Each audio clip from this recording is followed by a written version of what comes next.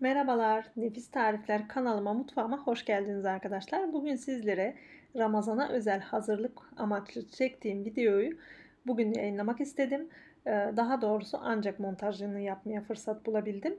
Buzluğa nasıl su böreği atabilirsiniz onun videosunu çektim.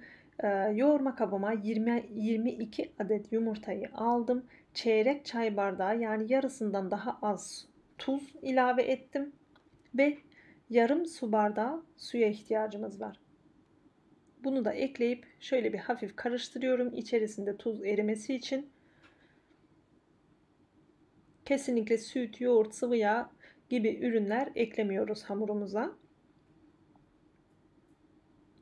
Yoğurmaya başlıyoruz. Bu ölçülerle bende tam net 2 kilo un gitti arkadaşlar.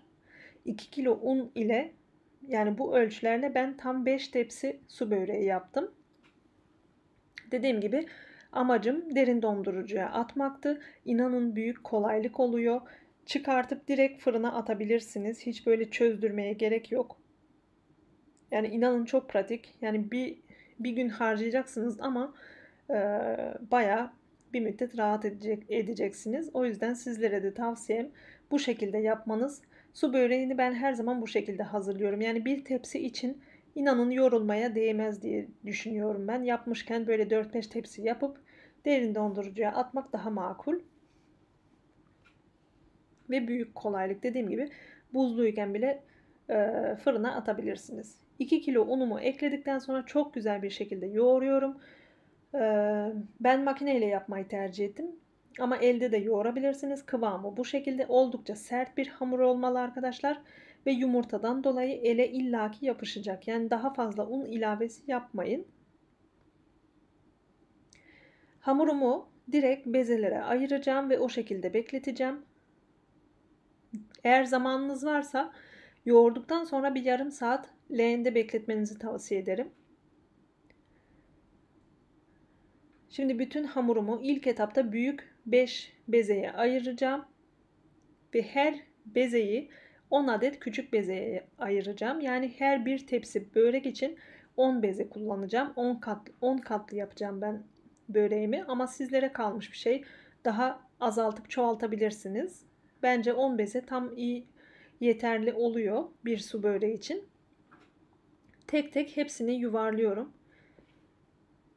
Küçük böyle mandalinadan az küçük bezeler yaptım. Gördüğünüz gibi bu şekilde hazır ettim. Üzerlerini kapatıyorum bir bezle ki kurumasınlar. Yoksa üzerleri kabuk bağlar. Ben tek başıma yaptığım için ilk etapta hepsini açmayı tercih ettim arkadaşlar. Ama eğer iki kişiyseniz bir yandan açıp bir yandan pişirebilirsiniz. Çok daha fazla zaman kazanmış olursunuz. Ben dediğim gibi bütün 50 bezeyi de tek tek açtım. Usta hanımlar şimdi bu aşamada beni eleştirebilir belki. İnanın hamur açma konusunda asla iddialı değilim. Ama kendimce yine de beceriyorum diye düşünüyorum. İlk etapta merdane ile biraz büyüttüm bezemi. Daha sonra oklavayla devam ettim. Dediğim gibi asla böyle hamur açma konusunda iddialı değilim. Muhakkak ev hanımları benden çok çok daha iyi yapıyordur. Ama dediğim gibi kendi işimi kendim görüyorum misali. Yapmaya çalışıyorum elimden geldiğince. Gayet ince açmaya çalışıyorum. Çok aşırı fazla da un kullanmıyorum gördüğünüz gibi.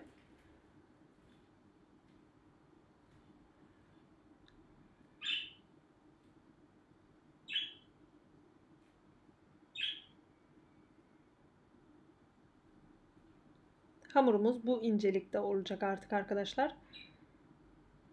Gördüğünüz gibi.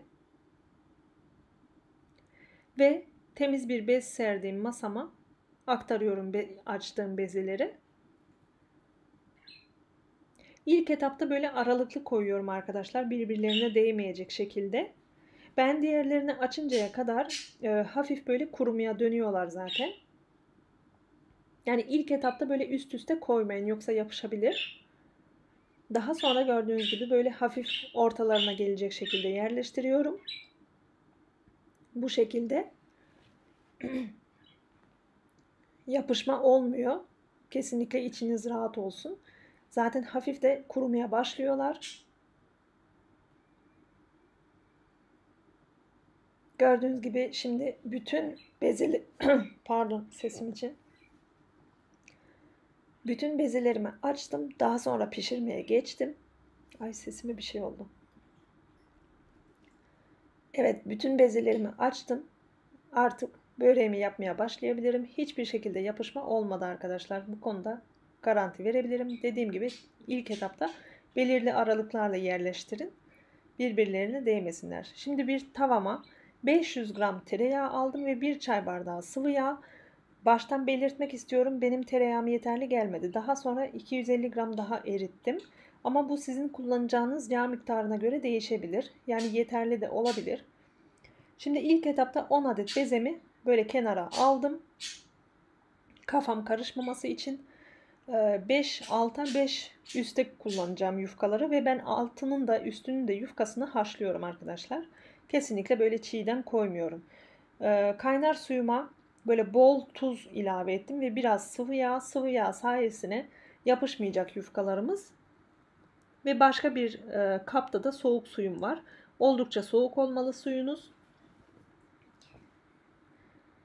Yufkamı böyle dikkatli bir şekilde bütün halde haşlıyorum. Çok daha kolaylık oluyor.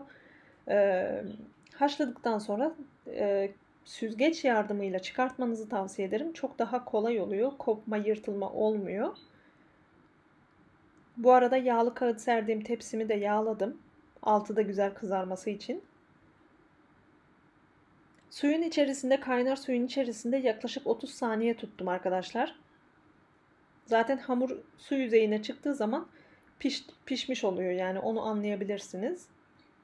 Gördüğünüz gibi böyle süzgeçle alıp fazla suyunu süzüp direkt soğuk suya aktarıyorum.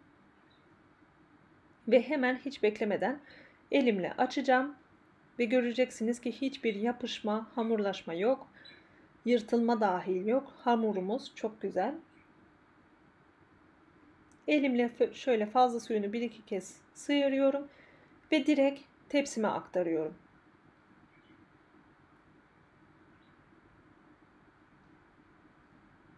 Biraz açıyorum. Hafif böyle pileli büzgülü durması daha güzel. Su böreğinin özelliği de o zaten. Biraz tereyağı karışımından sürüyorum. Birkaç kaşık döküp fırçayla her yerine yağ değmesini sağlayacağım. Böylelikle araları çok güzel birbirine yapışmadan pişecek.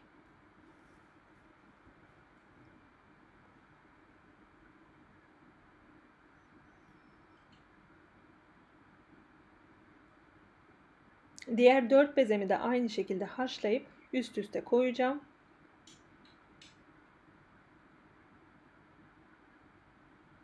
Yaklaşık 30 saniye kaynar suyun içerisinde bırakıp soğuk suya aktarıyoruz. Eğer soğuk suyunuz ılımıya dönerse arkadaşlar muhakkak suyunuzu değiştirin böyle sık sık.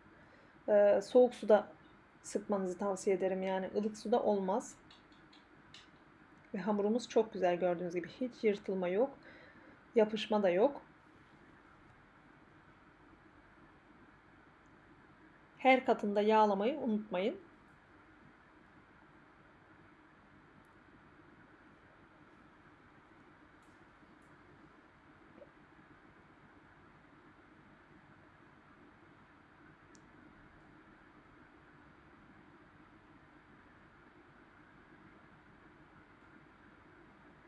Siz sıkılmayın diye ben 5. aşamaya kadar yaptım. Bu 5. yufkam, yağlayıp üzerine, ortasına yani dilediğiniz iç harcını koyabilirsiniz. Ben klasik peynirli maydanozlu yapmayı tercih ettim. Klasik, herkesin sevdiği bir lezzet aslında.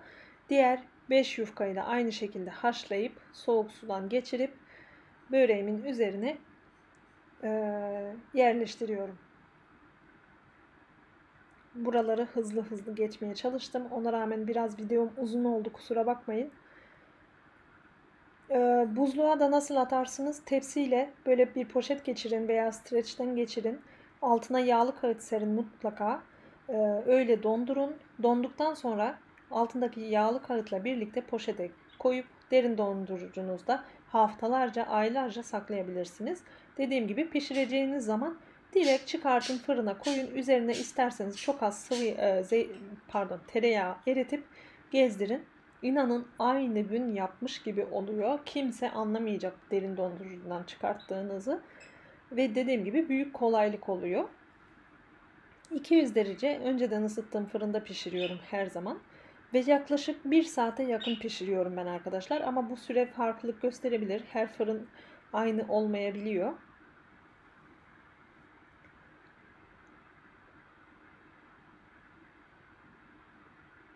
Dediğim gibi ben tek başıma yapmama rağmen e, başarabildiysem sizler de çok rahat yapabilirsiniz. Çünkü dediğim gibi benim alanım değil yani böyle hamur açma olayları.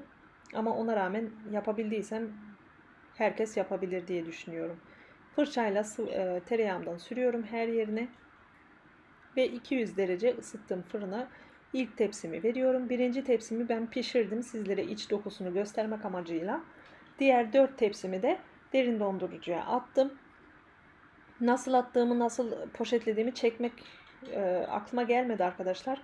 Ama iyi ki de çekmemişim. O zaman videom bayağı uzun olacaktı ama dediğim gibi başta altına yağlı kağıt serin. Aynı bu şekildeki gibi tepsiyle birlikte atın derin dondurucuya. Donduktan sonra poşetleyin. O zaman yer kaplamayacak. Fırından çıkan böreğimin üzerine temiz bir bez kapattım. Diğer tepsilerim bu şekilde gördüğünüz gibi tepsilerle birlikte donduracağım. Böreğim 15 dakikadır dinlendi. Üzeri böyle yumuşacık pufidik pufidik oldu. Şimdi ters çevireceğim sizlere altını da göstermek için. Altı bile çok güzel bir şekilde eşit bir şekilde kızardı. Diğer bir tepsi yardımıyla çevireceğim. Yağlı kağıt serdim.